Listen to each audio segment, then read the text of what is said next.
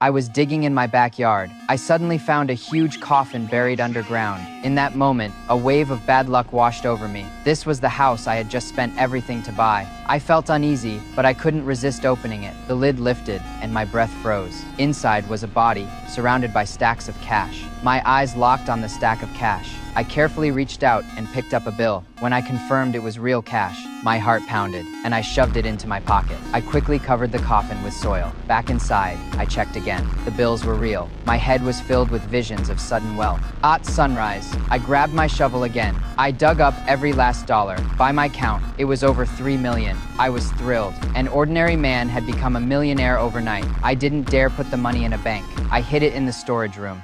I set aside a little for living expenses, but money from the dead never comes easy. That night, a strange noise pulled me from sleep. I grabbed my baseball bat. I thought someone had come for the cash, but the house was empty. I told myself it was just my imagination. I poured some tea to calm down. Then, the sound came again. I rushed outside, only to hear a piercing cat cry. The cup slipped from my hand and shattered. A chill ran down my spine. I hurried to check the storage room. The money was safe, but when I turned off the light, a cold wave crawled over my body. I stumbled into the yard in panic. One thought burned in my mind. The corpse had come back.